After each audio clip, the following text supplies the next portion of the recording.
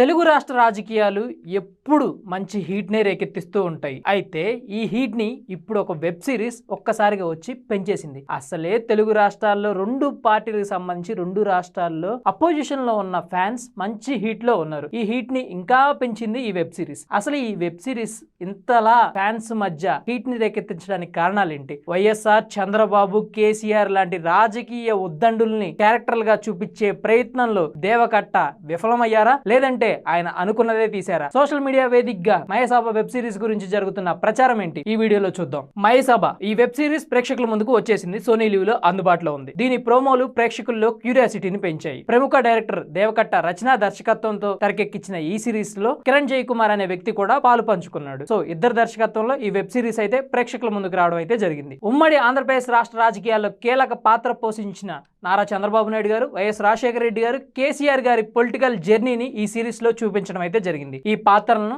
ఆది పినిశెట్టి, చైతన్యరావులు అయితే పోషించారు. ఇక ఎన్టీఆర్, ఇందిరాగాంధీ, సోనియా గాంధీ, పరిటాల రవి, వంగవీటి రాధా, నాదెళ్ల మనోహర్ రావు ఇలాంటి రాజకీయ ఉద్దండులు ఎందరో మందిని ఈ సిరీస్ లో చూపించారు. అలాగే 1970, 80, 90s లో జరిగిన చక్రం తిప్పిన రాజకీయాల గురించి కూడా ఈ సిరీస్ లో చూపించడం అయితే జరిగింది. అయితే ఇక్కడ ఒకరు ఎక్కువ ఒకరు తక్కువ కాకుండా సమతూకంగా పాటిస్తూ ఈ పాత్రలకు ఎలివేషన్ అయితే ఇచ్చారు మేకర్స్. అయితే ఈ సిరీస్ లో ఎక్కువ ఆశ్చర్యం కలిగించే విషయం ఏంటంటే చంద్రబాబు, వైఎస్ఆర్ల మధ్య స్నేహం. నిజంగానే వీళ్ళిద్దరు పొలిటికల్ కెరియర్ ఆరంభంలో మంచి మిత్రులు. ఇద్దరు కాంగ్రెస్ పార్టీలో ఉన్నారు. అయితే చంద్రబాబు తెలుగుదేశం పార్టీలోకి వెళ్ళాక దారులు పూర్తిగా మారిపోయాయి. అయితే మొదటి నుంచి ఒకరికొకరు బాగా సహకరించుకుంటున్నట్లు, ఒకరి వల్ల ఒకరు బాగా ఎదిగినట్లు, వేరే పార్టీలోకి వెళ్ళినా కూడా ఒకరికొకరు సహకరించుకున్నట్లు చూపించారు ఈ సిరీస్ లో. అందులో వాస్తవం లేదన్నది రాజకీయ విశ్లేషకుల మాట. వైఎస్ ఎన్టీఆర్ కు వీరాభిమానం అన్నట్లు కూడా చూపించారు. చంద్రబాబుకు వైఎస్ఆర్ఏ ఎన్టీఆర్ కూతురుతో సంబంధం కుదిర్చినట్లు కూడా ప్రజెంట్ చేయడాన్ని చాలా మంది అయితే వాళ్ళ అభిమానులు, కార్యకర్తలు తప్పుపడుతున్నారు. కొంతమేర కల్పితాలు జోడించినంత వరకు ఓకే, కానీ ఇదంతా మరీ